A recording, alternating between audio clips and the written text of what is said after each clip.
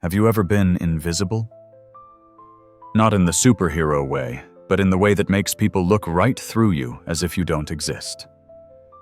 Have you ever been judged so completely, so instantly, that no one even bothered to learn your name?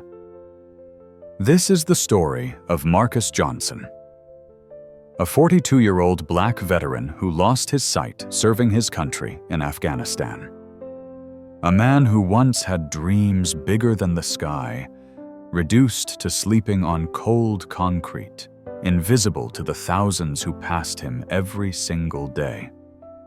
A man who was invited to play piano at one of the wealthiest charity galas in the city, not because anyone believed in him, but because a group of privileged young men thought it would be hilarious to watch a blind, homeless veteran fail.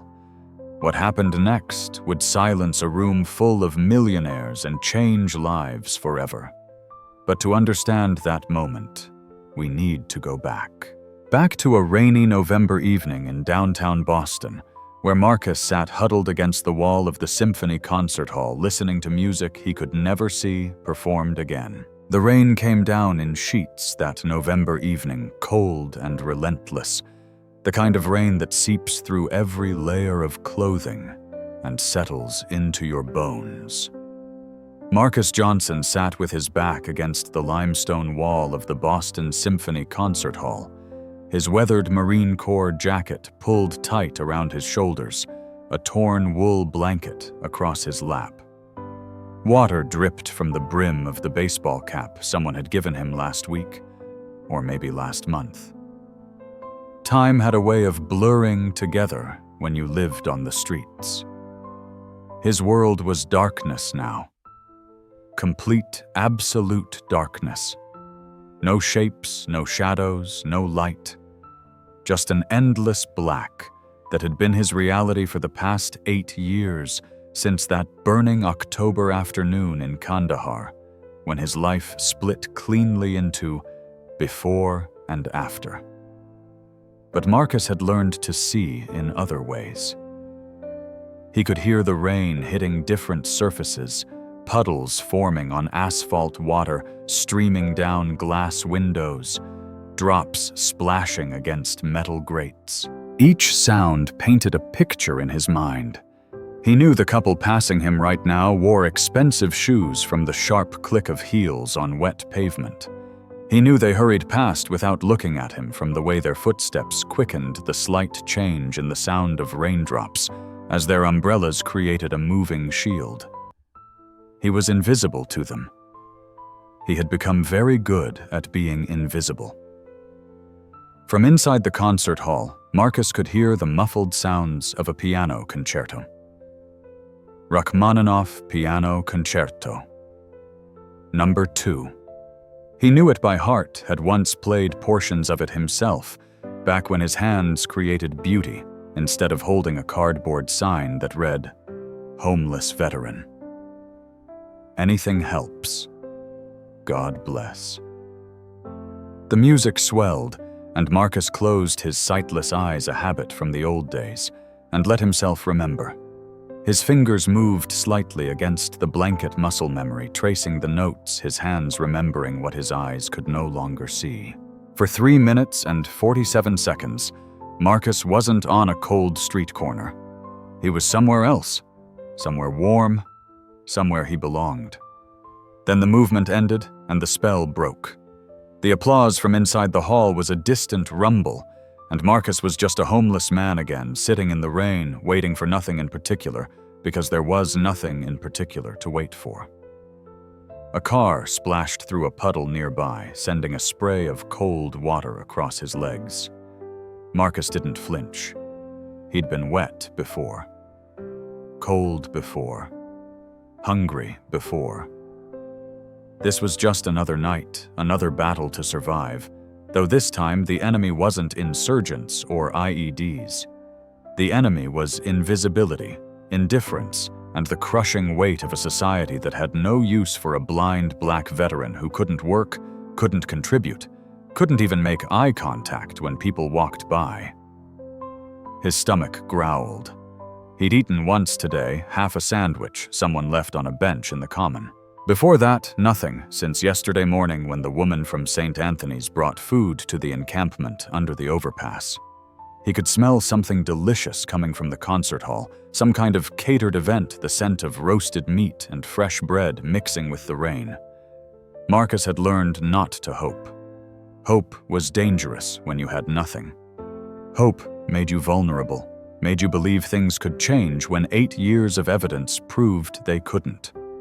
He'd learned instead to simply exist one moment to the next, one breath to the next, waiting for a day that never seemed to come. He reached down and touched the cracked leather case beside him. Inside was the one possession he'd managed to keep through everything, through the descent from soldier to homeless man, through the nights in shelters and the nights in alleys, through the times he'd been robbed and the times he'd been beaten. A harmonica. Not even a good one. Just a cheap instrument he'd bought at a pawn shop years ago with money from panhandling. But it was his, and sometimes late at night when the streets emptied, he would play it softly simple melodies that reminded him of better days. But tonight, he kept it in the case.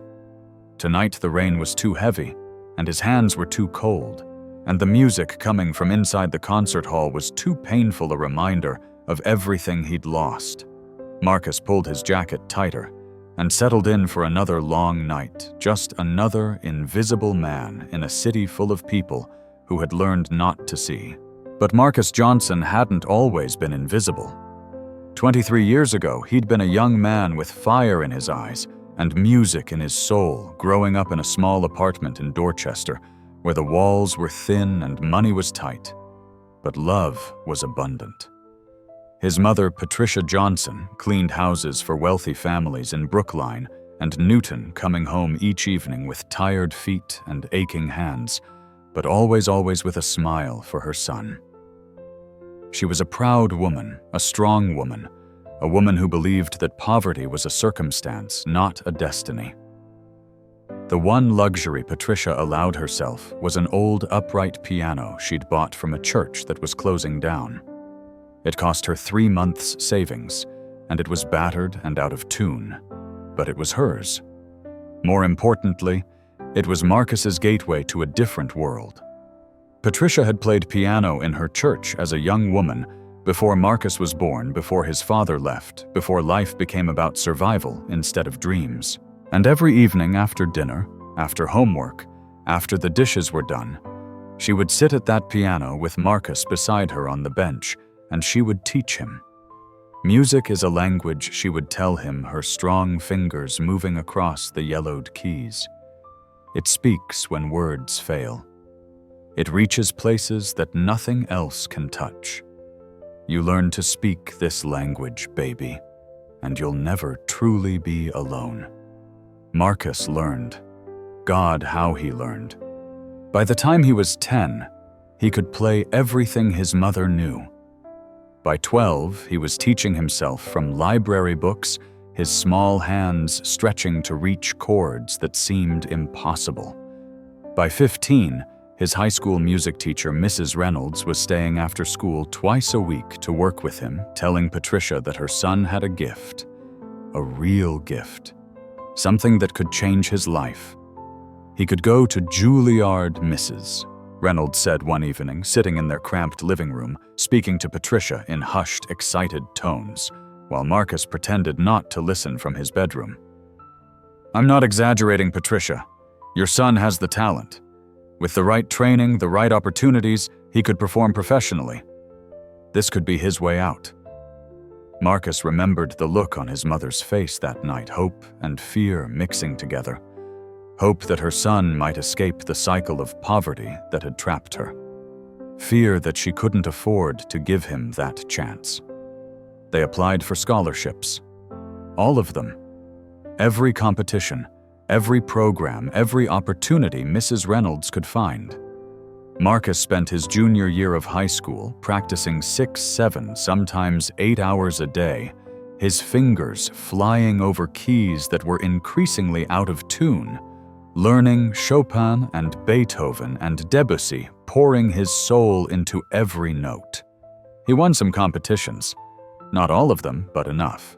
Enough that by his senior year, he had scholarship offers not to Juilliard, but to good music programs: New England Conservatory, Boston University, Berkeley, schools that could give him the training, the credentials, the network he needed to build a career as a performer. Patricia cried when the acceptance letters came. Happy tears, proud tears, tears of a mother who'd sacrificed everything to give her son a chance at something better. But then reality set in. The scholarships covered tuition, but not room and board, not food, not books, not the 1,000 other expenses that came with college. And Patricia was getting older, her health declining from years of hard physical labor, her income shrinking as her body gave out. Marcus did the math. Even with scholarships, even with student loans, he couldn't afford to go to college and support his mother. It was one or the other. "You go to school," Patricia insisted, her voice fierce despite her exhaustion. "I'll figure it out. I always have. This is your chance, Marcus. Don't you dare give it up for me." But Marcus couldn't do it. Couldn't leave his mother struggling alone, couldn't pursue his dreams while she suffered. So, 3 weeks after graduation, 2 weeks after he was supposed to start at the New England Conservatory, Marcus Johnson walked into a Marine Corps recruiting office and signed his name on the dotted line. The signing bonus would pay off his mother's medical bills. The steady paycheck would support her. And when his service was done, he'd still be young enough to pursue music. That was the plan. Serve 4 years, save money, come home, and finally chase his dreams with a clear conscience. His mother sobbed when he told her, sobbed and held him, and told him he was throwing away his gift, his future, everything he'd worked for. "I'll come back," Marcus promised her, holding her tight in their small kitchen, the piano silent in the next room. 4 years, Mom. 4 years. And I'll come back and I'll play for you. I'll play all the pieces I learned, all the ones I'm going to learn, I promise. It was a promise he never got to keep. Boot camp was at Paris Island. Advanced training at Camp Lejeune, then deployment to Afghanistan to a forward operating base in Kandahar province, where the days were scorching and the nights were freezing, and death could come from anywhere, anytime, without warning. Marcus served 3 years and 7 months. He was a good Marine, disciplined and focused, carrying photos of his mother and dreams of piano performances in his pocket. He wrote letters home every week telling Patricia about the mountains and the people and the weight of carrying a rifle instead of playing music. She wrote back with news from home, with encouragement, with love, that traveled 7,000 miles to find him in the desert. And then came October 14th, 2012, a routine patrol on a road they'd traveled dozens of times before. Marcus was in the lead Humvee, scanning the horizon, thinking about the fact that his deployment was almost over, that in 8 more weeks he'd be home. He never saw the IED buried in the road. None of them did. The explosion was a flash of white light and a wall of sound, and then nothing. Nothing but darkness. Darkness that Marcus would wake up to 3 days later in a hospital in Germany, his face wrapped in bandages, doctors and nurses speaking in soft, careful voices. "Lance Corporal Johnson," the doctor said, and Marcus could hear the weight in his voice, the heaviness of bad news about to be delivered. "You're going to be all right. Your injuries are healing, but I need to tell you something about your vision." That was how Marcus learned he was blind.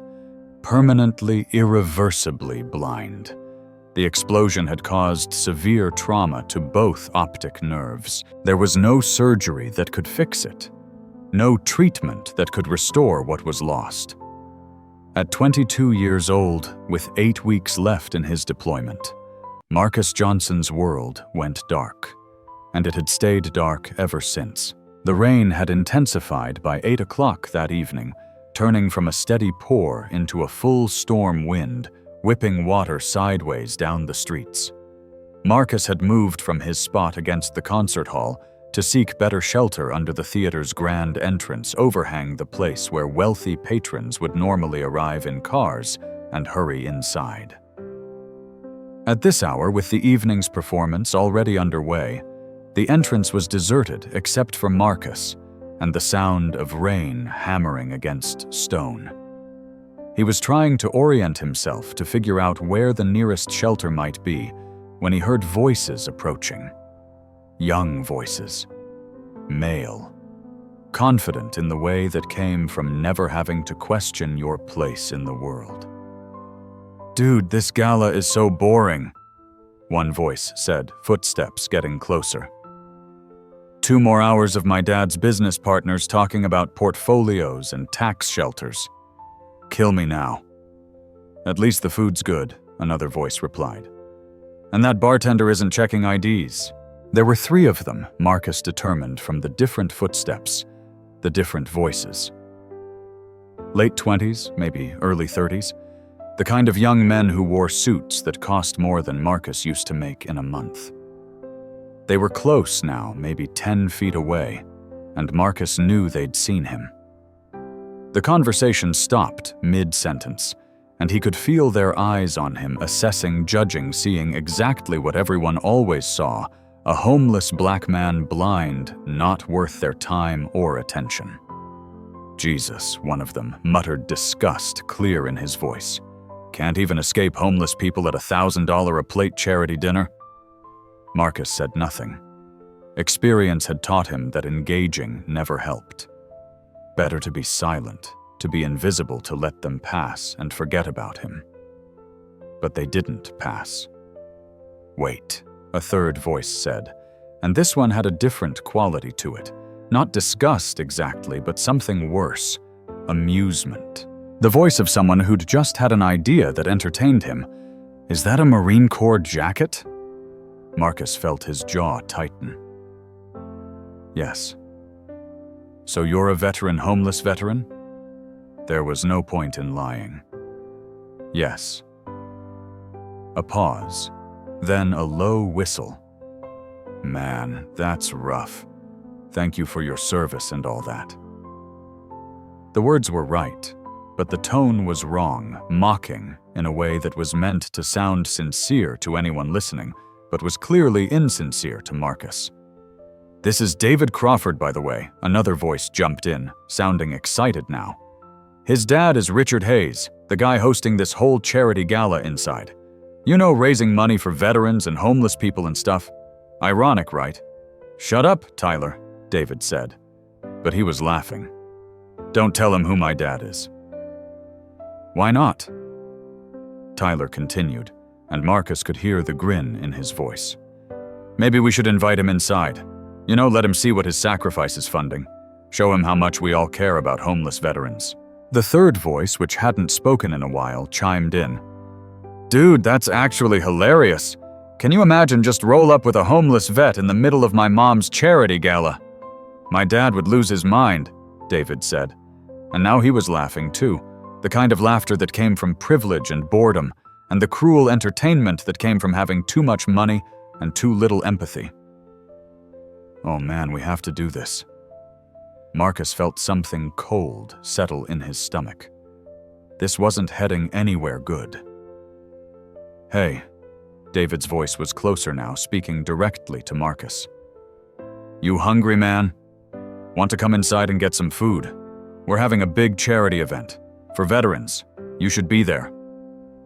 Every instinct Marcus had screamed at him to say no, to refuse to stay out here in the rain, rather than be part of whatever joke these men were planning. But the smell of food from inside was overwhelming, and Marcus hadn't eaten since yesterday, and the rain was so cold, and he was so tired of being cold and wet and hungry. "I don't think that's a good idea," Marcus said carefully. "No, seriously," David insisted, and his voice took on a false warmth that made Marcus's skin crawl. "My dad is the host. I can bring in whoever I want. And you're exactly the kind of person this event is supposed to help, right? Come on, get some food warm up, get out of the rain. There's even going to be entertainment, Tyler added, barely containing his laughter. Live music, piano performance. You like music? Marcus's throat tightened. They couldn't know about his history with music. To them, he was just a homeless veteran they could use for their entertainment. I appreciate the offer, Marcus said, his voice carefully neutral. But I'm fine out here. Aw, come on, David said. And now there was an edge to his voice, the irritation of someone who wasn't used to being told no. Don't be like that. We're trying to help you out here. Free food, free drinks, chance to get warm. What you too proud to accept help? The accusation stung because it was designed to sting. These men knew exactly what they were doing, knew exactly how to frame their cruelty as kindness, so that refusing made Marcus look ungrateful. And Marcus was hungry. So hungry and cold. And the rain showed no signs of stopping. All right, he heard himself say, immediately regretting it, but unable to take the word back. Thank you. Excellent, David said, and Marcus could hear the satisfaction in his voice, the pleasure of someone whose entertainment was coming together exactly as planned. Come on, let's get you inside. Hands grabbed Marcus's arms, not roughly, but not gently either, guiding him forward. He folded up his blanket and tucked it under his arm, grabbed his small backpack with his few possessions, and let himself be led toward warmth and light he couldn't see, toward a world he didn't belong in, toward a moment that would change everything. This is going to be legendary, he heard Tyler whisper to someone, followed by barely suppressed laughter. Marcus walked forward into the unknown, every step taking him further from the safety of invisibility and closer to something he couldn't quite name, but knew in his bones would be difficult. The rain followed them right up to the doors, and then they were inside, warmth hitting Marcus like a wave, the sound of rain suddenly muffled behind thick walls and heavy doors. And from somewhere deep in the building, he could hear it, the elegant, refined sound of classical music, of wealth and culture, and a world that had never been meant for someone like him. Marcus Johnson had entered a place where he didn't belong, brought there by young men who saw him as entertainment rather than a person. He had no idea that in less than 2 hours he would leave this building transformed, that the joke being played on him would backfire in ways these privileged young men could never imagine. But first, he had to survive the next part. The part where he became visible in the worst possible way. The Hayes Foundation annual charity gala was exactly what Marcus expected, and nothing like he could have imagined. The warmth hit him first, a stark contrast to the cold rain outside, followed immediately by the overwhelming assault of sounds and smells that painted a vivid picture in his mind of opulence beyond measure. Crystal chandeliers, Marcus guessed from the way sound echoed and refracted in the space. High ceilings, maybe 25 or 30 feet, in what must have been a grand ballroom. The click of expensive heels on marble floors, the soft rustle of silk and satin, the delicate clink of champagne glasses and silverware on china. Conversations everywhere, dozens of them, the low murmur of wealth, discussing portfolios and vacation homes and charitable tax deductions. And the smell, God, the smell. Roasted lamb and fresh bread and butter and something sweet. Maybe chocolate, definitely expensive. Marcus's stomach cramped painfully, reminding him that he hadn't eaten in over 24 hours. Just stay here for a second, David said, his hand still on Marcus's arm, guiding him to stop near what felt like a wall. I need to figure out the best way to do this. Marcus stood there, acutely aware of how he must look. His Marine Corps jacket was worn and stained, his pants were torn at the knee, his boots had holes that let in water. He could feel dampness seeping through every layer of clothing, could smell his own unwashed body 3 weeks since his last shower at a shelter downtown. Around him, conversations died and restarted the pause long enough to tell Marcus that people had noticed him, were staring, were wondering what a homeless man was doing at their exclusive event. "Is that a woman's voice nearby?" Shocked and confused. "I think David Crawford brought him in," another voice whispered back. "Richard's son. You know how he is. Probably thinks it's funny." Marcus felt heat rise in his face. He'd known this was a mistake. Known it the moment David suggested it. But hunger and cold had made him stupid, had made him forget that charity galas weren't for people like him.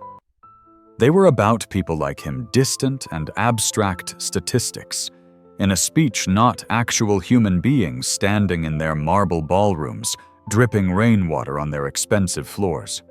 "Okay." David's voice was back louder now, performative. "So here's what we're going to do. There's a piano over there. Beautiful grand piano, barely been used tonight. And I was thinking, since this is a charity event for veterans, we should have a veteran perform something. What do you think?" Tyler laughed, not even trying to hide it now. "Dude, that's perfect. That's absolutely perfect. I can't play piano," Marcus said quickly, the lie coming automatically, instinctively, a defense mechanism against whatever humiliation they were planning. "Oh, come on," David said, his voice taking on that fake warmth again. "Don't be modest. Everyone can play a little something. Just like chopsticks or something. It doesn't have to be good. It's about the gesture, you know, the symbolism. A veteran playing at a veterans charity event. People will love it." Marcus wanted to refuse. Every fiber of his being screamed at him to refuse to turn around and walk back out into the rain, back to the streets, where at least he understood the rules, where at least he was invisible rather than a spectacle. But David was already moving again, his hand firmly on Marcus's arm, guiding him forward through the crowd. Marcus could hear the conversations stopping as they passed, could feel eyes following them, could sense the mixture of pity and disgust and morbid curiosity that he inspired. "Ladies and gentlemen," David's voice rang out suddenly, loud and clear, cutting through the murmur of the crowd. "Can I have your attention for just a moment?" The room quieted. Marcus felt hundreds of eyes turn toward them, felt the weight of their attention like a physical thing. As many of you know, the Hayes Foundation is dedicated to supporting our homeless veterans, helping them reintegrate into society and find the resources they need. David's voice was smooth, practiced the voice of someone who'd grown up giving speeches at expensive events. "Tonight we have a very special guest with us. This is Marcus Johnson, a Marine Corps veteran who served in Afghanistan and made tremendous sacrifices for our country." There was polite applause, the kind that was more about social obligation than genuine feeling. Marcus stood there, his sightless eyes staring at nothing, his hands clenched at his sides. "Marcus has agreed to perform for us tonight," David continued, and Marcus could hear the barely suppressed laughter in his voice, could hear Tyler and the third friend snickering somewhere nearby. "He's going to play piano for us to give us a small glimpse into the talents and capabilities of the veterans we're here to support." More applause, but Marcus could hear confusion in it now, uncertainty. People weren't sure if this was inspiring or exploitative, weren't sure if they should be moved or uncomfortable. "The piano is right here, Marcus," David said, his voice dropping to a stage whisper that was still loud enough for nearby guests to hear. "Just 15 feet straight ahead. Think you can make it?" The cruelty was subtle, but unmistakable, making Marcus navigate on his own in an unfamiliar space in front of hundreds of people, turning his blindness into part of the spectacle. Marcus wanted to scream, wanted to curse, wanted to turn around and strike David Crawford in his smug, privileged face. But he'd been a Marine, had survived worse than the mockery of spoiled rich kids, and he'd be damned if he'd give them the satisfaction of seeing him break. So Marcus took a breath, steadied himself, and began to walk forward. He moved carefully, one hand extended slightly, relying on his other senses to guide him. The sound of his footsteps on marble changed subtly when he approached the piano, the instrument's mass creating a different acoustic environment. He could hear breathing nearby guests who'd moved closer to watch could smell perfume and cologne and champagne. His hand found the piano, smooth wood under his fingers, and Marcus used it to guide himself around to the bench. He sat down slowly, his back straight, despite everything his hands resting on his knees. Behind him, he could hear whispers, laughter quickly suppressed. He could feel David watching, waiting for the embarrassment for the fumbling failure of a blind homeless man trying to play piano for an audience of millionaires. Marcus's hands moved to the keys, and for a moment he just let them rest there, feeling the smooth ivory under his fingertips. It had been so long. 8 years since he'd touched a piano. 8 years since his world went dark. 8 years since he'd allowed himself to hope for anything. His mother's voice echoed in his memory. Music is a language. It speaks when words fail. And suddenly Marcus knew what he was going to play. Not for these people who'd brought him here as a joke, not for David Crawford who thought cruelty was entertainment, but for himself, for his mother, for everything he'd lost, and everything he still carried inside him, despite the darkness. Marcus closed his sightless eyes, placed his fingers on the keys, and began to play. The first notes were quiet, hesitant. A simple melody in C major, the first piece Marcus had ever learned sitting on a piano bench next to his mother in their cramped Dorchester apartment when he was 7 years old. His fingers remembered, even though his eyes couldn't see muscle memory preserved across years and trauma and loss. Behind him, Marcus heard someone laugh. A quick, nervous giggle that was quickly shushed, but told him everything he needed to know about expectations. They thought this would be painful, thought they'd watch a homeless man fumble through chopsticks or fail entirely providing entertainment through his struggle. But as Marcus played, as his fingers found the keys with increasing confidence, as the simple melody began to evolve and grow more complex, the laughter died. His hands moved across the keyboard, and Marcus felt something unlock inside him. Something he'd kept carefully sealed away for 8 years, because opening it hurt too much. Every note was a memory. Every chord was a moment in time. The music became a story, his story told in a language that needed no words. He transitioned from that first simple melody into something harder, something that required technical skill and emotional depth. Chopin, Nocturne in E-flat, Major Op. 9, Number 2. A piece he'd performed at his high school senior recital the last time he'd played for an audience, when he still had dreams and sight and a future full of possibility. His fingers danced over the keys, and the ballroom fell completely silent. The conversations stopped. The clinking of glasses ceased. Even the rustle of movement quieted as hundreds of people found themselves drawn into the music, into the story being told by a blind man who was supposed to be a joke. Marcus let his hands speak what his voice never could. The piece was about longing, about beauty found in darkness, about hope that persists even when logic says it shouldn't. His mother had loved this piece, had played it for him when he was young, her strong hands creating something delicate and profound from an old, out-of-tune piano.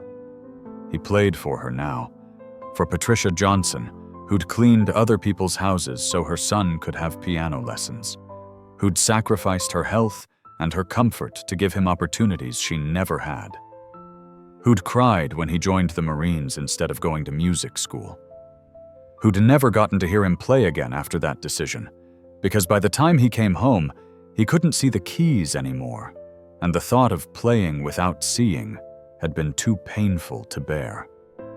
The nocturne built to its emotional peak, Marcus's fingers flying across the keyboard with a fluidity that came from years of practice, from thousands of hours spent at a piano bench when he should have been playing outside with friends. He'd resented those hours sometimes. As a teenager, had wondered why his mother pushed him so hard.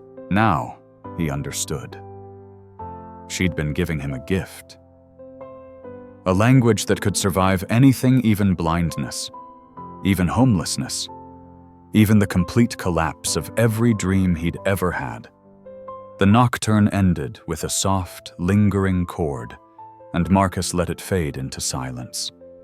For 3 seconds, nothing. No applause, no whispers, no movement. Just absolute stillness as the final notes hung in the air like smoke. And then, before the audience could react, before he could lose his courage, Marcus began to play again. This time he played something he'd never performed for anyone. Something he'd composed in his mind during endless nights on the streets, when sleep wouldn't come, and the darkness felt like it would swallow him whole. A piece he'd never written down because he had no way to write music anymore, could only hold it in his memory and pray he wouldn't forget. It started in a minor key, dark and heavy, the musical equivalent of an explosion in the desert. Dissonant chords that clashed and resolved, that created tension and unease. This was the sound of his world ending, of light disappearing, of waking up in a hospital and learning that the darkness wasn't temporary. The music became harsh, almost angry. His hands struck the keys with force that made the piano ring, made the strings vibrate with emotional intensity. This was rage. Rage at the insurgents who'd planted the IED. Rage at the war that had taken his sight. Rage at a country that sent him to fight but couldn't find room for him when he came back broken. Rage at the circumstances that had led him from a hospital bed to a shelter to the streets, to sitting in front of a piano at a charity gala where he was supposed to be a punchline. People in the audience shifted uncomfortably. This wasn't the soothing, pleasant music they'd expected. This was confrontational, raw, too honest for a room of people who preferred their charity at a comfortable distance. But Marcus didn't stop, couldn't stop. The composition was pouring out of him now, years of suppressed emotion channeled through his fingers into sound. The angry section gave way to something slower, sadder, a melody in a minor key that spoke of loss and grief and the particular loneliness of being invisible in a crowd. This part was about the streets, about sleeping in doorways and under overpasses, about the degradation of having nothing, of being nothing, of watching people step over you as if you were trash to be avoided, about the cold that seeped into your bones and never left, about the hunger that became so constant you almost forgot what it felt like to be full, about the desperate grinding humiliation of holding a cardboard sign and begging for change from people who wouldn't meet your eyes. Marcus played through his pain, through his shame, through every difficult moment of the past 8 years. He played the sound of rain on cardboard, the sound of police telling him to move along, the sound of other homeless people coughing in the night, the sound of his own voice talking to himself because there was no one else to talk to, because going days without speaking to another human being made you forget how to form words. And then slowly, impossibly, the music began to change. The minor key shifted to major. The heavy, plodding rhythm lightened. A new melody emerged, tentative at first, like the first rays of sun after a storm. This part Marcus hadn't planned. It was happening in real time, his hands creating something new, something he didn't know he had inside him. This was hope. Not the naive hope of youth, not the easy optimism of someone who'd never suffered. This was hard-won hope that existed despite evidence to the contrary, hope that was a choice rather than a feeling.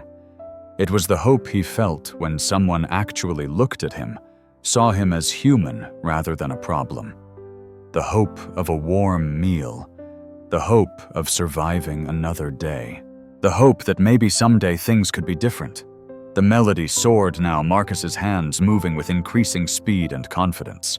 He incorporated themes from earlier in the piece, the anger and sadness, but transformed them, recontextualized them into something that wasn't about forgetting the pain, but about transcending it.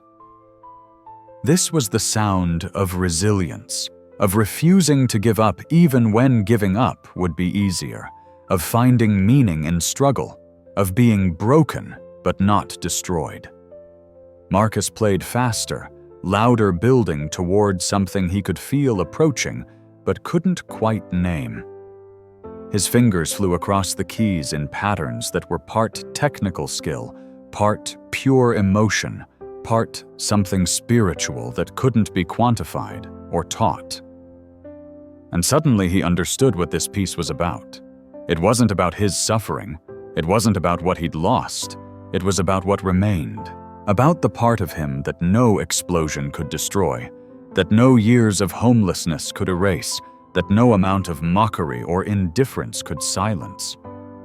It was about the music itself, about the fact that even blind, even homeless, even reduced to nothing in society's eyes, he still had this language that his mother had taught him, this gift that had survived everything.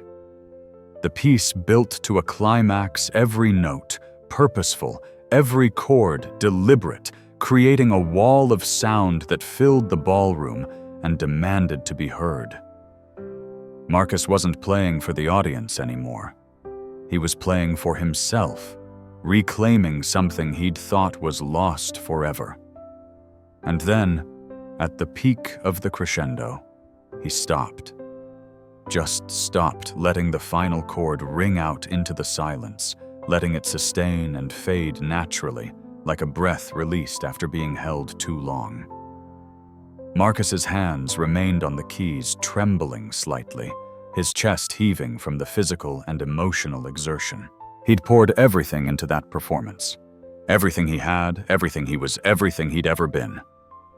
Behind him, the ballroom was completely silent. No one moved. No one spoke. No one even seemed to breathe.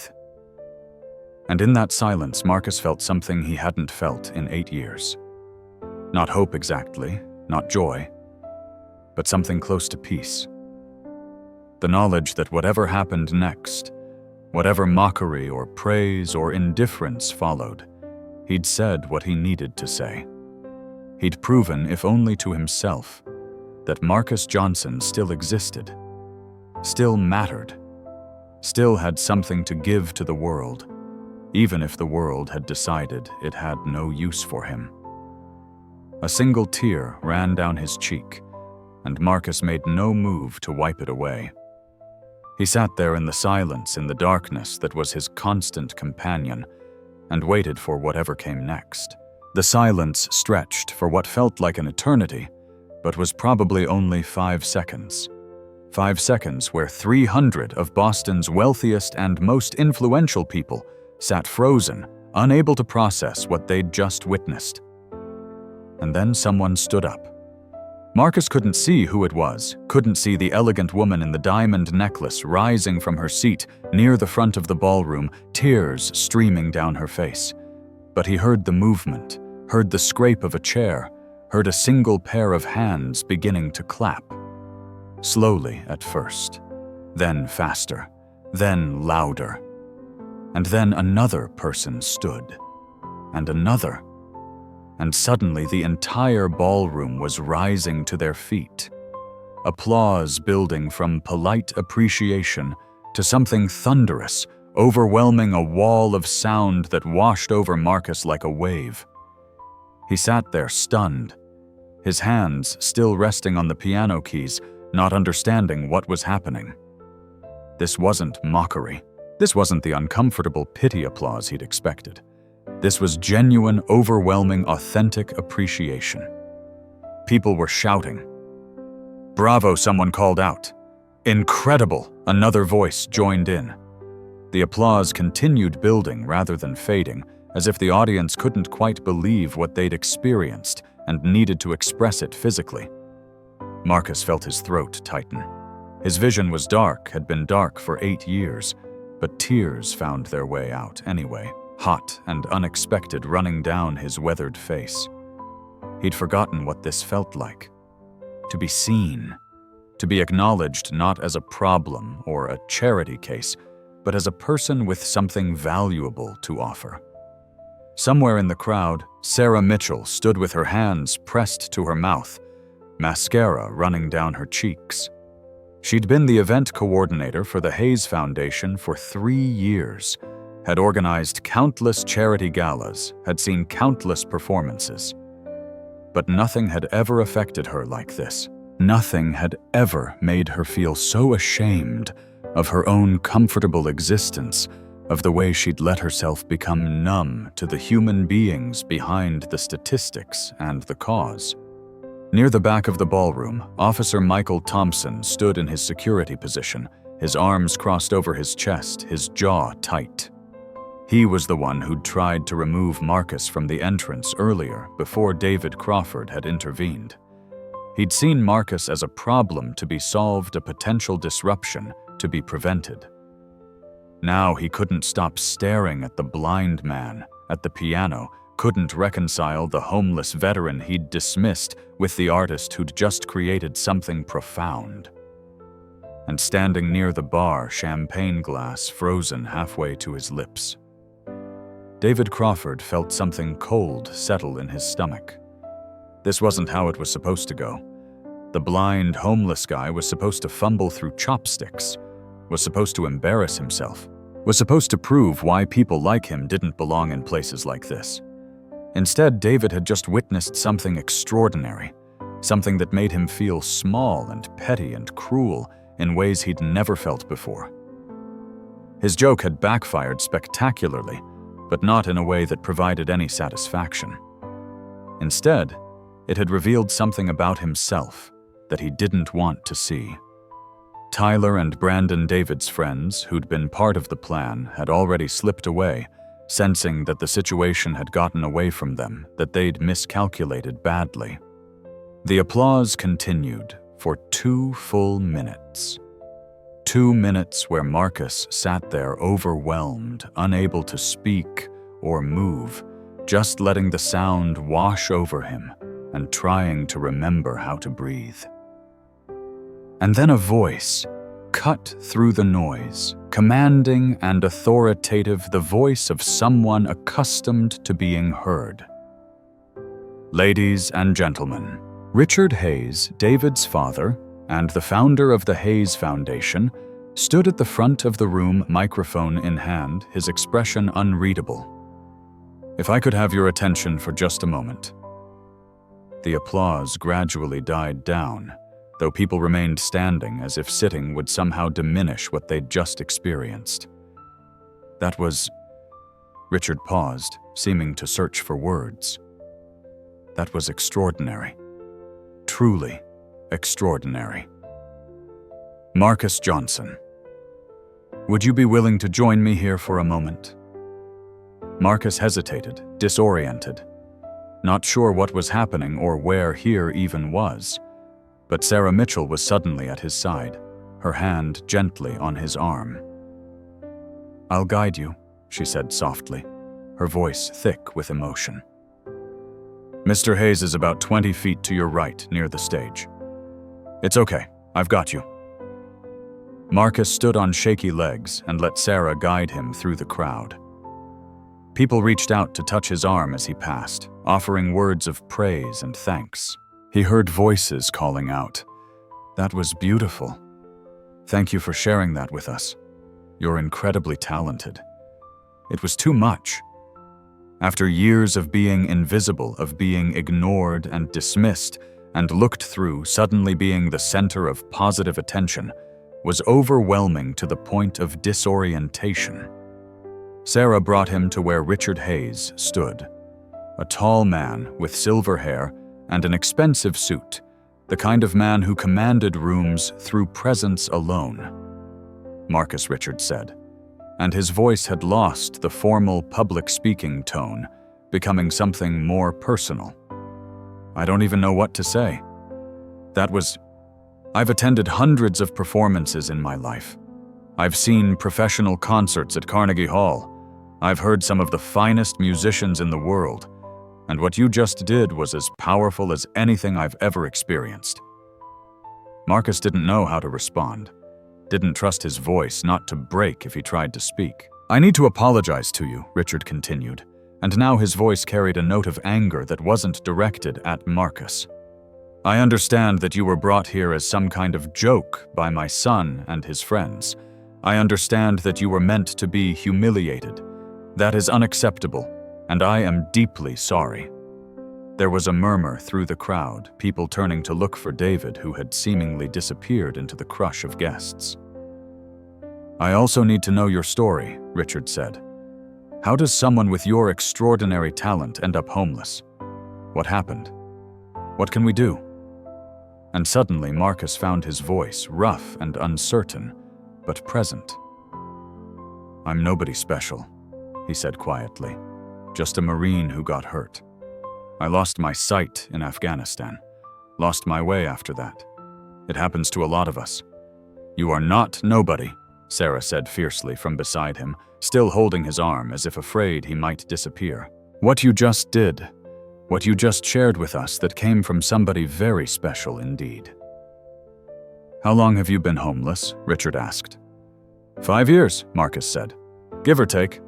Hard to keep track after a while. And the music. Where did you learn to play like that? My mother taught me, Marcus said, and his voice cracked slightly on the word mother. Started when I was 7. She's gone now. Passed away while I was in Germany recovering from my injuries. I never got to play for her again after I lost my sight. Didn't touch a piano for 8 years, until tonight. The silence that followed was heavy with emotion. People in the audience were crying openly now, their mascara running, their carefully maintained composure completely abandoned.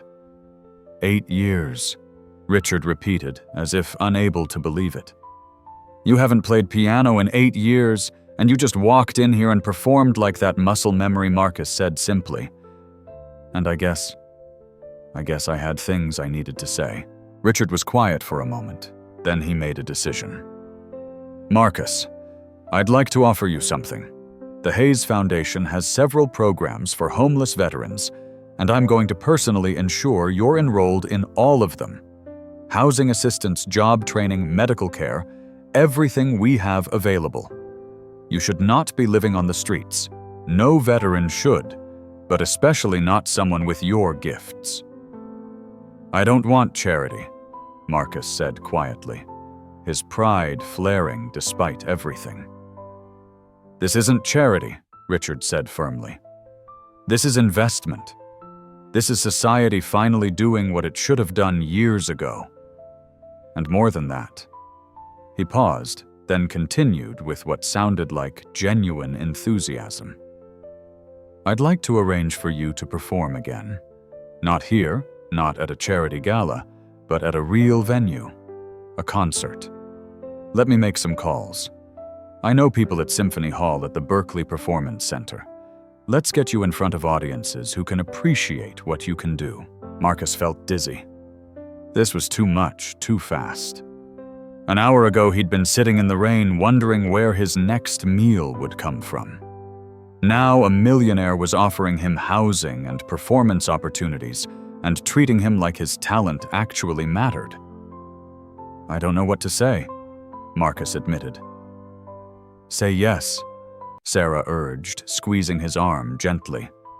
Please say yes. There's one more thing, Richard said, and now his voice took on a harder edge. I need to address what my son did tonight.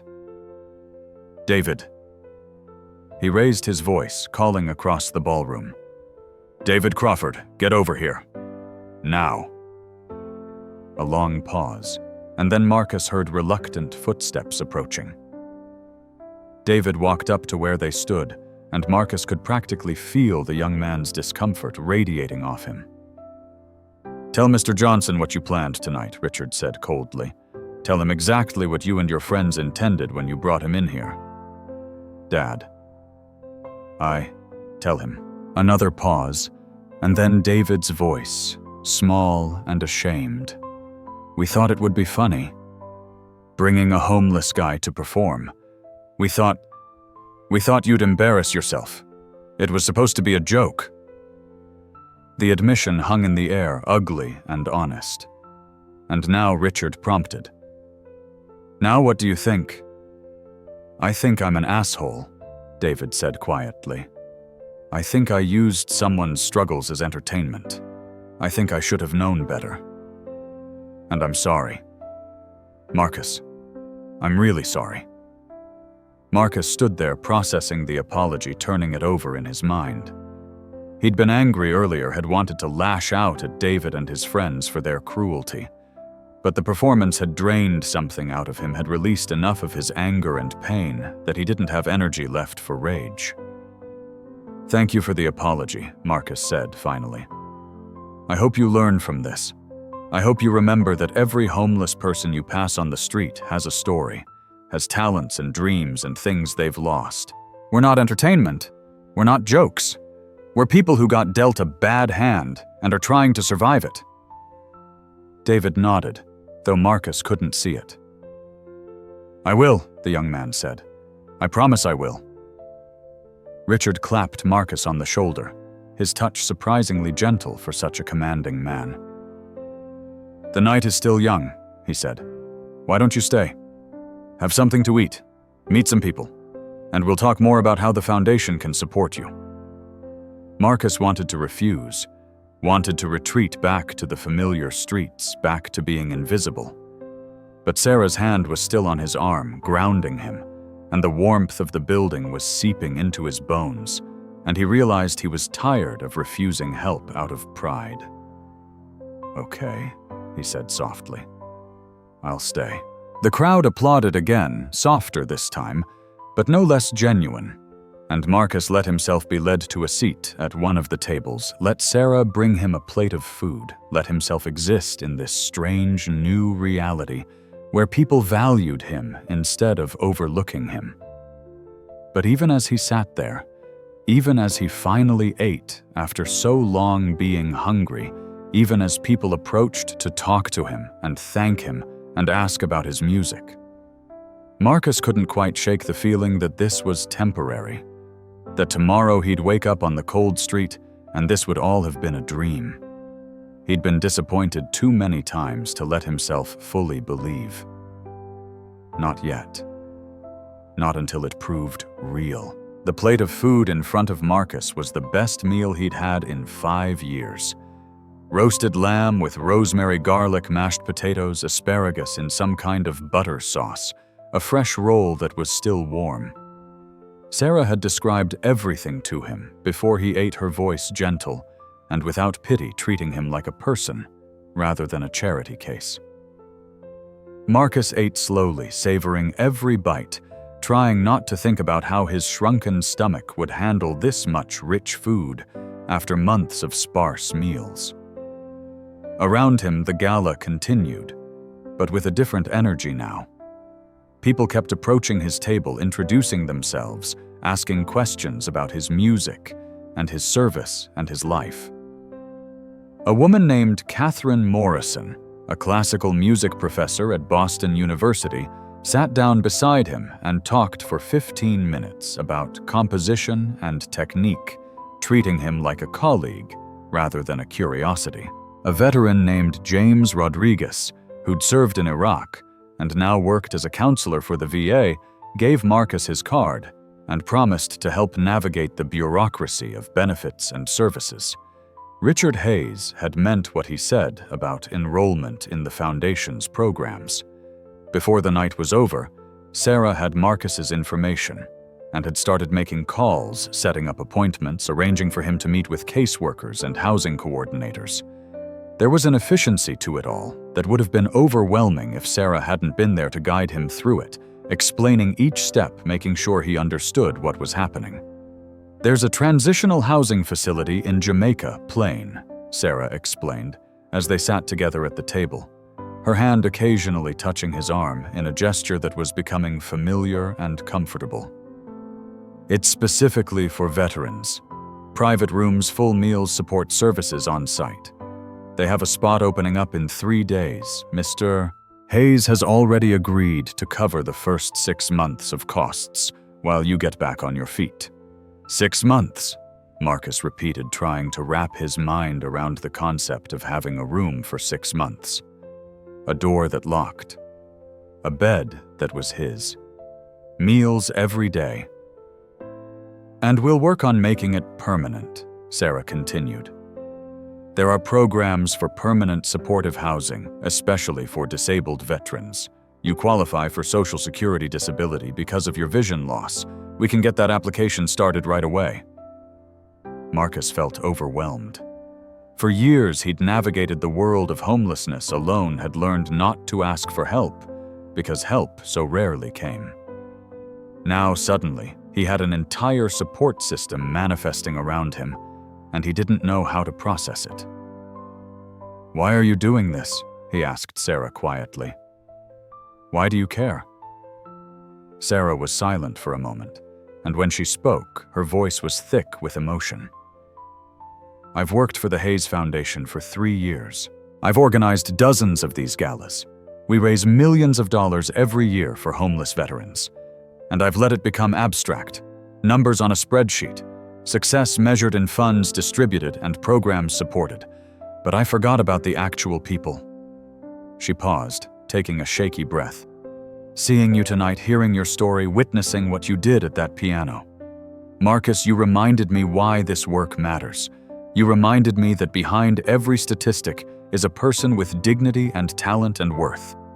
I'm ashamed it took this long for me to really understand that.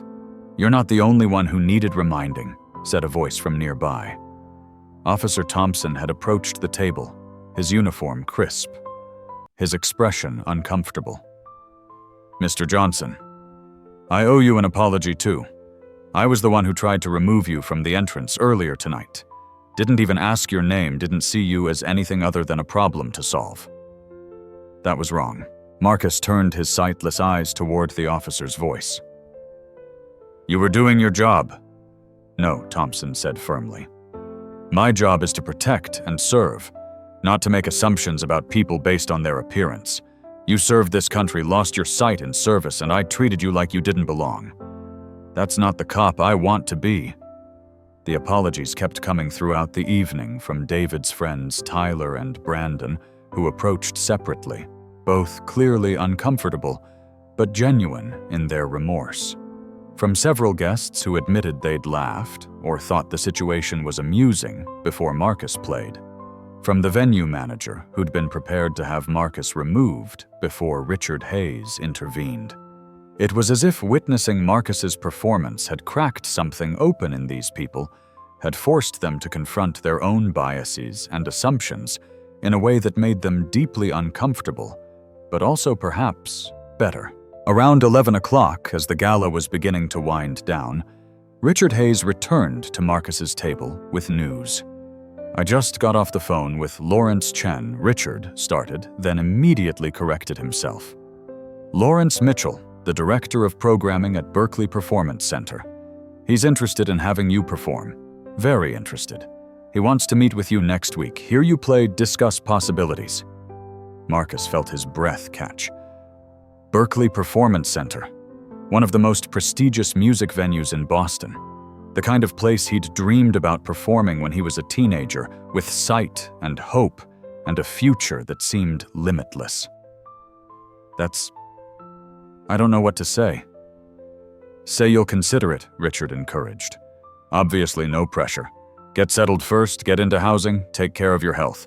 But when you're ready, the opportunity will be there." David Crawford, who'd been hovering awkwardly nearby for the past hour, finally approached again. He looked miserable, his earlier cockiness completely gone. "Marcus," he said quietly, Can I ask you something? Sure. Why did you forgive me after what I did, after what I planned? You had every right to tear into me, to make me feel as small as I tried to make you feel. Why didn't you? Marcus was quiet for a long moment, considering the question. I've been angry for a long time, he finally said. Angry at the insurgents who planted the IED. Angry at the war. Angry at the circumstances that led me to homelessness. Angry at every person who walked past me on the street without seeing me. That anger was eating me alive, David. It was consuming me from the inside. He paused, then continued. Tonight when I played, I let a lot of that anger out. Channeled it into music instead of letting it poison me. And after that, I just didn't have energy left to hold on to more anger. You're a kid who made a mistake, a serious, hurtful mistake. But you apologized. You meant it. And maybe if you learn from this, if you become someone better because of it, then something good came out of something that started as cruelty. David's voice was choked when he responded. I don't deserve that kind of grace. None of us deserve grace, Marcus said softly. That's what makes it grace. The young man walked away, and Marcus heard him crying softly somewhere across the room. He hoped David would be okay. Hoped this experience would shape him into someone who treated people with more dignity. But that was David's journey to take. Marcus had his own path to focus on now. As midnight approached, Sarah helped Marcus gather the few possessions he'd brought with him: his blanket, his backpack, his harmonica.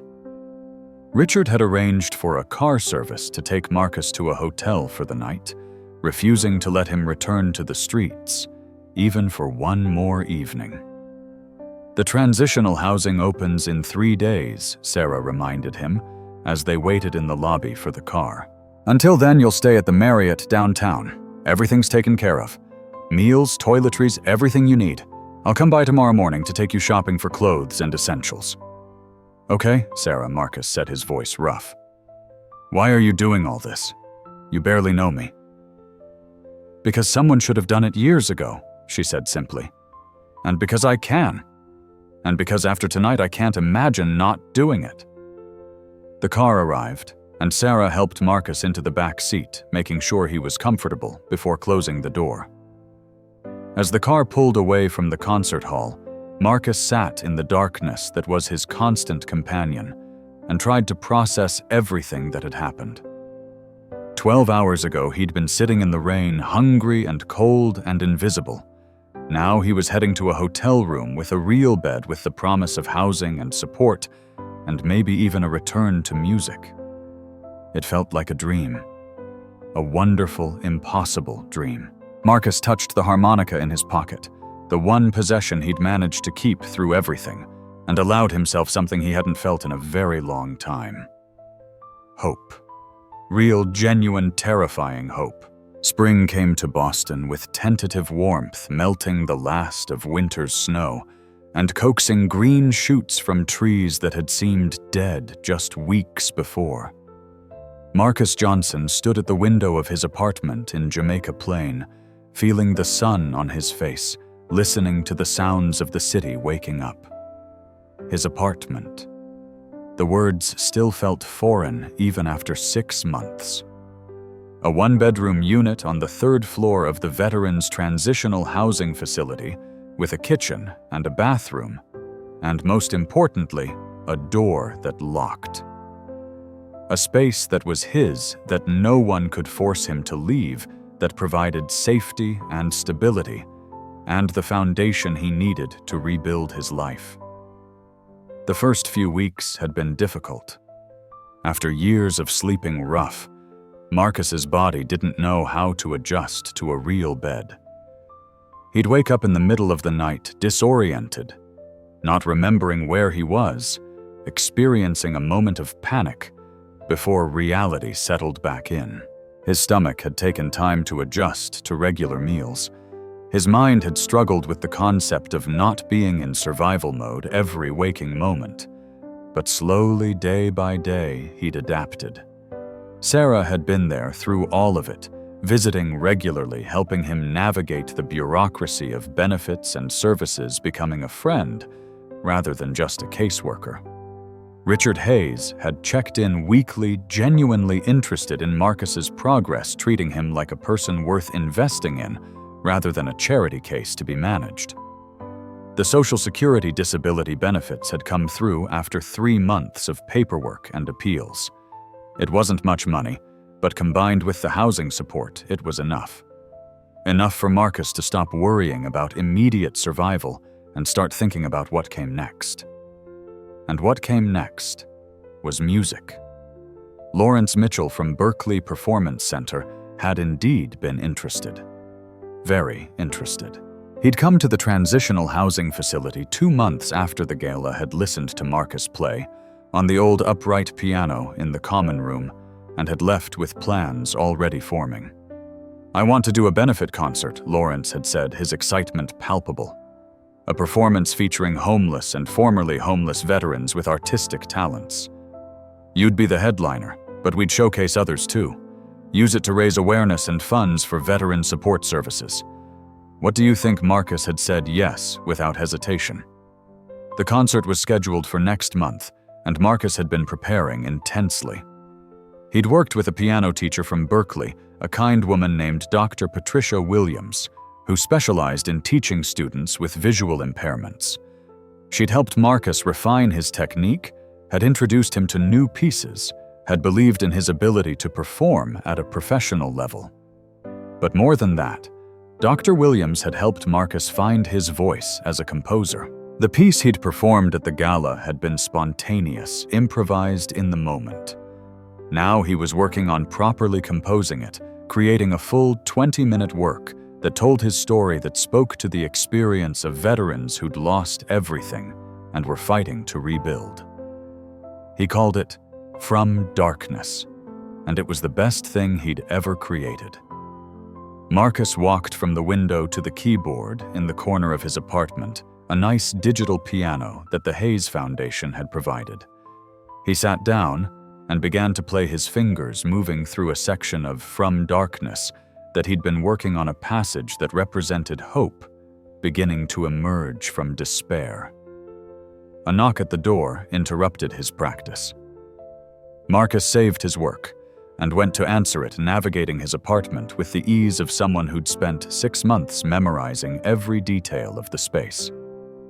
"It's Sarah," a familiar voice called through the door. Marcus opened it, smiling. "You're early. I thought you weren't picking me up until noon." "I couldn't wait," Sarah said, and Marcus could hear the excitement in her voice. "I have news. Really good news. Can I come in?" "Of course." Sarah entered, and Marcus heard her set something down on his kitchen table with a thump. "Okay, so you know how Dr. Williams submitted a recording of your performance to the New England Conservatory." Marcus's heart began to beat faster. Dr. Williams had mentioned doing this, but had warned him not to get his hopes up. "Yeah, they want to offer you a scholarship," Sarah said, her words tumbling out quickly. "A full scholarship to their adult learner program. It's designed for non-traditional students, people who are pursuing music later in life. You could get a degree, Marcus. A real degree in music composition and performance." Marcus sat down heavily in his chair, overwhelmed. "A degree at NEC. But I'm 42 years old. I'm blind. I've been homeless. I don't have a high school diploma that—" "They know all of that," Sarah interrupted gently. "And they don't care. They care about your talent, about what you can do. Dr. Williams vouched for you. Lawrence Mitchell wrote a recommendation. Even Richard Hayes submitted a letter. The admissions committee was unanimous, Marcus. They want you. New England Conservatory, the same school that had been out of reach when he was 18, when his mother couldn't afford the costs not covered by scholarship. The school he'd dreamed about attending before he'd enlisted in the Marines." "I don't know if I can do it," Marcus said quietly. "I don't know if I'm good enough." "You are," Sarah said firmly. "You absolutely are. And you'll have support." The Hayes Foundation has agreed to cover any expenses not included in the scholarship. Housing, transportation, technology, you need as a blind student, everything. You won't have to worry about the practical stuff. You can just focus on the music. Marcus sat in silence, trying to process this. His life had been transformed so completely in 6 months that sometimes he still couldn't believe it was real. From homeless and invisible, to housed and supported, to now being offered a scholarship to one of the best music schools in the country. "There's something else," Sarah said. And now her voice was softer, more personal. "I've been accepted into a graduate program at Boston University. Social work. I'm going to get my MSW focus on homeless services and advocacy. Your story, Marcus, what you've been through, and how you've responded to getting support, it made me realize this is what I want to do with my life. Really do it, not just organize galas and fundraisers, but actually work directly with people who need help." "Sarah, that's amazing," Marcus said genuinely. "You'll be incredible at it. I learned from the best," she said, and Marcus heard her move closer. "You taught me more about resilience and dignity and grace than any textbook ever could." They talked for another hour, Sarah explaining the details of the scholarship, the program structure, what Marcus would need to do to prepare. By the time she left to let him get ready for their lunch appointment, Marcus felt like he was floating, like gravity had temporarily released its hold on him.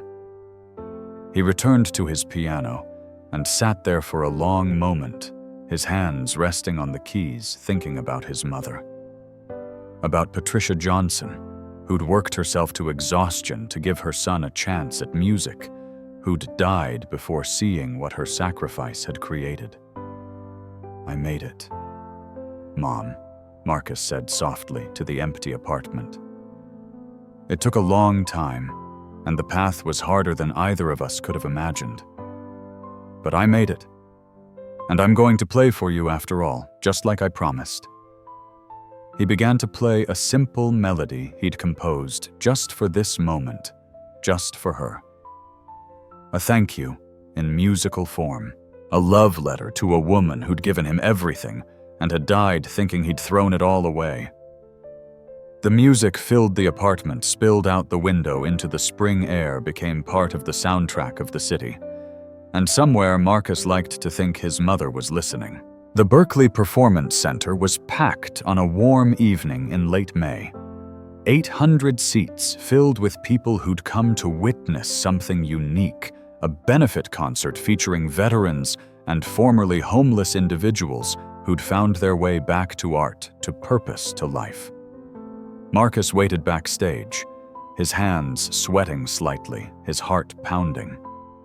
He'd performed before, years ago, before Afghanistan, but never at this level. Never in a venue this prestigious, with this much riding on it. David Crawford was backstage too, though in a very different capacity now. The young man had become one of the Hayes Foundation's most dedicated volunteers, working directly with homeless veterans, using his privilege and connections to open doors and create opportunities. He'd approached Marcus months ago, asking if they could start over, if they could build something positive from the cruelty of that first night. They'd become friends. Not close friends, perhaps, but something genuine and real, built on honesty and growth and mutual respect. "You're going to be amazing," David said, now standing beside Marcus in the wings. "I've heard you practice. This audience has no idea what's about to hit them." "I'm terrified," Marcus admitted. "Good," David said. "That means you care. That means it matters." Lawrence Mitchell appeared, touching Marcus's shoulder gently to announce his presence. 5 minutes, he said. "The house is full. Standing room only. There are even people from the press here. This is going to be special, Marcus." Sarah arrived breathless, having rushed from the front of house where she'd been greeting guests. "Your reserved section is full," she told Marcus. "Everyone from the transitional housing facility who could make it is here. James Rodriguez brought a group from the VA. Dr. Williams is in the front row. and Richard Hayes bought an entire table for his family and staff. Marcus felt overwhelmed by the support, by the number of people who'd shown up for him. After years of being invisible, of feeling like he didn't matter to anyone, suddenly he had a community. People who believed in him, who wanted to see him succeed. Places Lawrence called out, and the other performers began moving to their positions. The concert opened with a poetry reading by a formerly homeless woman named Elizabeth. Her words stark and powerful, setting the emotional tone for the evening. Then a visual artist named Marcus No Relation presented a series of paintings he'd created while homeless, each one a window into suffering, but also resilience. And then it was Marcus Johnson's turn. Sarah guided him to the stage, to the beautiful grand piano that sat in the spotlight. The audience applauded as he made his way carefully to the bench, sat down, adjusted his position. "Good evening," Marcus said into the microphone that had been set up beside the piano, his voice steady despite his nerves. "My name is Marcus Johnson. I'm a United States Marine Corps veteran. I lost my sight serving in Afghanistan. I spent 5 years homeless on the streets of Boston. And 6 months ago, my life changed because of music and because of people who saw past my circumstances to the person underneath." He paused, gathering his thoughts. "Tonight I'm going to perform a piece I composed called From Darkness. It's about my journey, about loss and struggle, and the particular darkness that comes from being invisible in plain sight. But it's also about hope, about the people who refuse to give up on us, about finding your voice again, even when you thought it was lost forever." Marcus placed his hands on the keys, took a deep breath, and began to play. The piece started as it had at the gala 6 months ago, with that dark, heavy opening that represented the explosion, the loss of sight, the descent into homelessness. But this time, Marcus had refined. It had added layers and complexity that made the music even more powerful. He played through the angry section, his hands striking the keys with controlled violence, the piano singing out rage and frustration and helplessness. He played through the sad section, the minor key melody that spoke of isolation and hunger and cold. And then he reached the part he'd composed in the months since that first performance, the section that represented transformation. It started quietly, a single note repeated like a heartbeat, like hope refusing to die. And then a second voice joined a melody emerging from the darkness, tentative at first, but growing stronger. This was Sarah, Marcus thought as he played Sarah appearing at his table that first night. This was Richard Hayes deciding to help instead of dismiss. This was Dr. Williams believing in his potential. This was every person who'd chosen to see him as a human being worthy of dignity and respect. The melody grew, became more complex, interweaving themes from earlier in the piece, but transforming them. The anger became strength. The sadness became wisdom.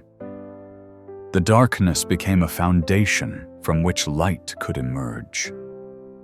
Marcus played faster now, his fingers flying over the keys in patterns that were part technical mastery, part pure emotion. He was telling his story, but also the story of every veteran who'd struggled, every homeless person who'd been overlooked, every human being who'd had to find their way back from the edge of giving up. The music built to a soaring climax, every note purposeful, every phrase meaningful. This was the moment of transformation, the moment when hope became reality, when potential became achievement, when the invisible became seen. And then in a move that always surprised listeners, Marcus brought the volume way down. The final section of From Darkness was quiet, contemplative, a simple melody that spoke of peace rather than triumph. Because transformation wasn't about grand gestures, Marcus had realized. It was about the quiet daily work of choosing to keep going. It was about finding contentment in small moments. It was about gratitude for the people who'd helped him along the way. The final notes rang out into the silence, and Marcus let them fade naturally, his hands remaining on the keys, his head bowed. For 3 seconds, nothing. Complete silence. And then the audience erupted. 800 people rose to their feet, applause, thunderous shouts of appreciation, and praise filling the concert hall. Marcus sat there, tears streaming down his face, overwhelmed by the response, by the knowledge that his music had reached people, had communicated what words never could. The applause continued for 5 full minutes. 5 minutes where Marcus sat at the piano, letting the sound wash over him, feeling seen and valued and appreciated in ways he'd never imagined possible again. Lawrence Mitchell finally joined him on stage, touching his shoulder gently. Marcus Johnson. Everyone he said into the microphone, and the applause somehow intensified. When it finally died down, Lawrence continued. What you just witnessed is the power of art, the power of human resilience, and the power of a society that chooses to support rather than abandon those who've served us. Marcus's story is extraordinary, but it shouldn't be rare. Every veteran, every homeless individual deserves the chance that Marcus received, deserves to be seen, to be valued, to be given the resources they need to thrive. He turned to Marcus. Would you like to say anything? Marcus stood, moved to the microphone, his legs shaky but holding. I want to thank everyone who made this possible, he said, his voice thick with emotion. Sarah Mitchell, Richard Hayes, Dr. Patricia Williams, Lawrence Mitchell, everyone at the Hayes Foundation and the Transitional Housing Program. But mostly I want to thank my mother, Patricia Johnson, who taught me to play piano in a small apartment in Dorchester, who sacrificed everything to give me opportunities, who died before seeing what her love and dedication created. Mom, if you're listening, somehow, this was for you. This has always been for you. The audience applauded again, many crying openly, and Marcus let himself be led off stage by Sarah, who was sobbing and laughing at the same time. You did it, she kept saying. You actually did it. Backstage, Marcus was swarmed by well-wishers, veterans from the transitional housing facility, fellow performers, members of the press wanting interviews. Richard Hayes pulled him aside, his voice warm with pride.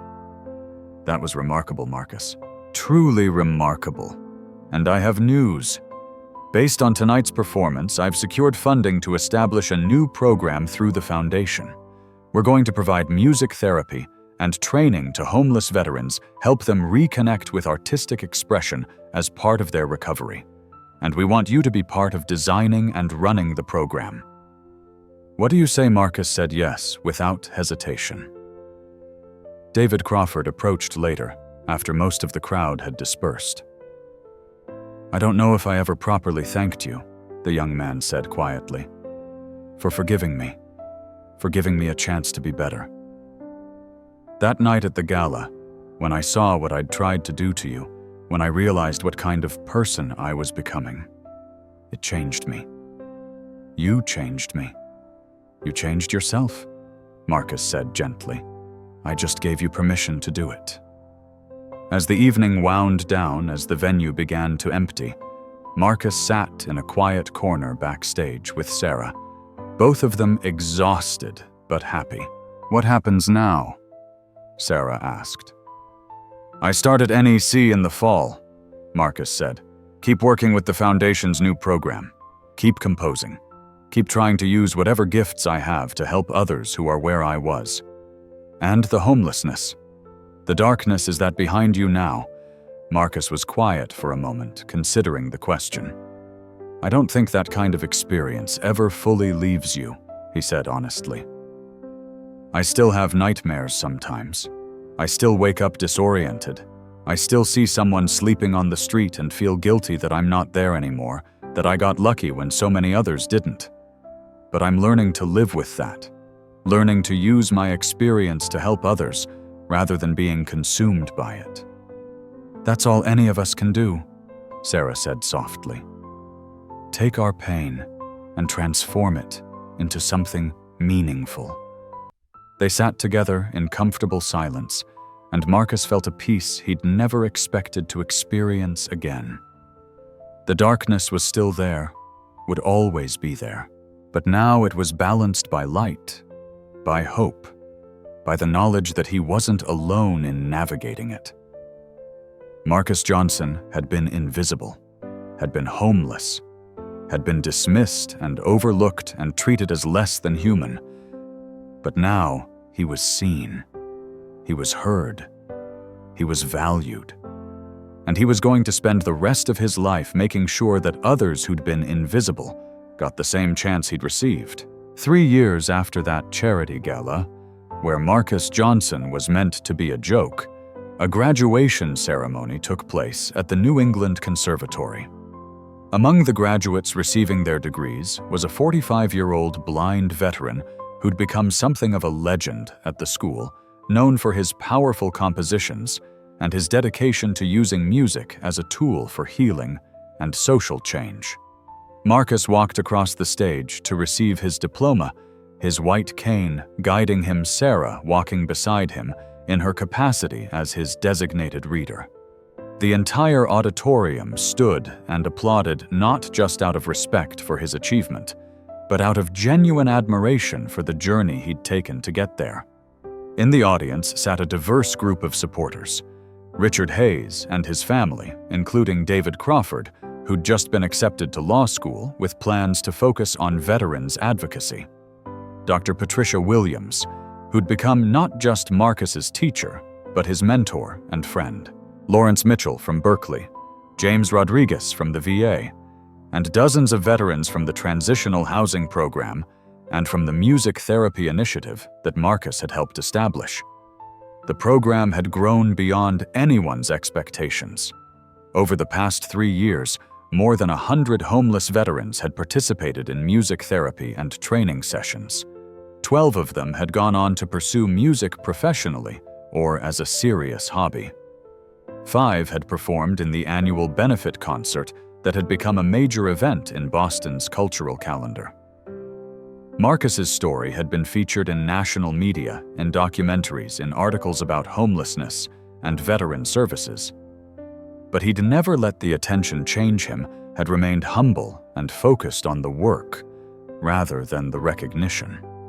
After the ceremony, as family and friends gathered for photos and celebrations, Marcus found a quiet corner with his piano teacher, Dr. Williams. "I'm proud of you," she said simply. "You've accomplished something extraordinary." "I had a lot of help," Marcus replied. "You had support," Dr. Williams corrected. "But the work, the dedication, the talent, that was all you.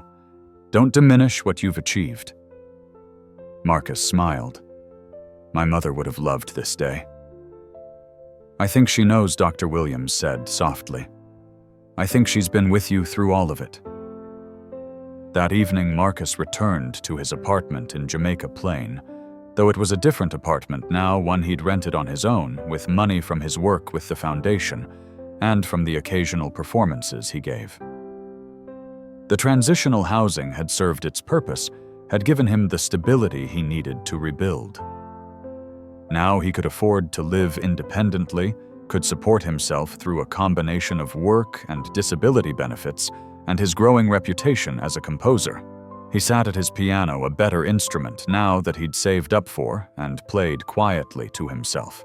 Not performing for anyone, not working on a composition, just playing for the pure joy of it, for the connection to his mother and his past, and the music that had saved his life.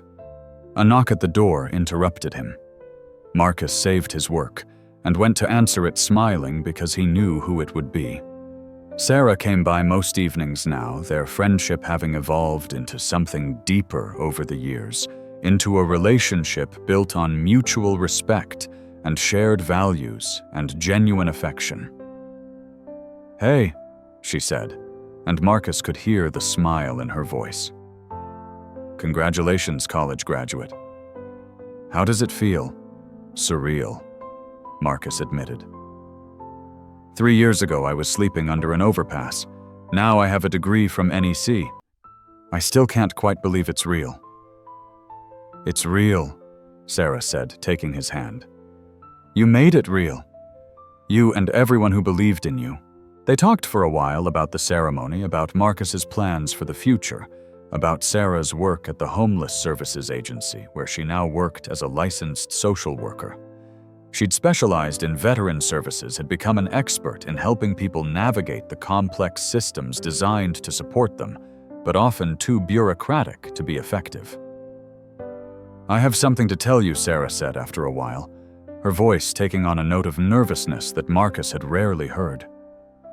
"I've been thinking about it for a while, and I wanted to wait until after your graduation to bring it up." Marcus felt his heart rate increase. "Okay. What is it I love you?" Sarah said simply. "I have for a long time. I know our relationship started in a professional capacity with me as your caseworker and you as my client. But that's long past now. You're my friend Marcus, my closest friend. But you're also more than that, and I needed you to know." Marcus felt emotions surge through him, overwhelming in their intensity. He'd had relationships before, long ago, before Afghanistan. But nothing since losing his sight. Nothing since becoming homeless. He'd assumed that part of his life was over, that no one would want to be with a blind veteran with trauma and scars. But Sarah did. Sarah saw all of him, the darkness and the light, the pain and the resilience, the brokenness and the beauty, and loved him anyway. "I love you too," Marcus said, his voice rough with emotion. "I have for so long, but didn't think I had the right to say it. Didn't think someone like you would want someone like me." "Someone like you," Sarah repeated, moving closer. "Marcus, you're the bravest, most resilient, most talented person I've ever met. You've survived things that would have destroyed most people, and you've responded with grace and generosity and a commitment to helping others. How could I not love you?" They kissed then, tentatively at first, and then with growing confidence. Two people who'd found each other in the darkest of circumstances and had built something beautiful from shared struggle and mutual support. When they finally pulled apart, Marcus was crying happy tears that he didn't try to hide. "What happens now?" he asked. "Whatever we want," Sarah said. "We write our own story from here." Marcus thought about that, about the freedom to choose his path for the first time in years, about having not just survival, but actual choices, actual opportunities, actual dreams that were achievable. "I want to keep composing," he said. "Keep working with the Foundation's music program. Maybe teach help other students who come from difficult circumstances. And I want to do all of that with you if you'll have me." "I'll have you," Sarah said, laughing and crying at the same time. "For as long as you'll let me." They sat together at Marcus's piano, and he played for her a new composition he'd been working on, a piece about transformation and hope, and the unexpected ways that life could surprise you. Sarah leaned against his shoulder, listening, and Marcus felt complete in a way he never had before. The darkness was still there. Would always be there, both the literal darkness of his blindness and the metaphorical darkness of trauma and memory. But it was balanced now by light, by love, by purpose, by the knowledge that he mattered, that his life had meaning, that his music could touch people and create change. Marcus Johnson had been invisible. But now he was seen, truly seen, by people who valued him, not despite his struggles, but because of what those struggles had taught him about resilience and grace and the human capacity for transformation. And as he played, as Sarah listened as the music filled his apartment and spilled out into the Boston night. Marcus finally understood something his mother had tried to teach him all those years ago. Music is a language that speaks when words fail. It reaches places that nothing else can touch. And if you learn to speak that language, you'll never truly be alone. Marcus Johnson wasn't alone anymore. He had people who loved him. He had work that mattered. He had a future worth living for. And he had his music, the gift his mother had given him, the gift that had survived war and blindness and homelessness, the gift that had ultimately saved his life and given him back his voice. In the darkness, Marcus had found light. And now he was sharing that light with others, one note at a time, one person at a time, one story at a time. This was no longer a story about a homeless veteran who was invited to perform as a joke. This was a story about transformation, about redemption, about the power of art and compassion and second chances. This was Marcus Johnson's story, and it was just beginning.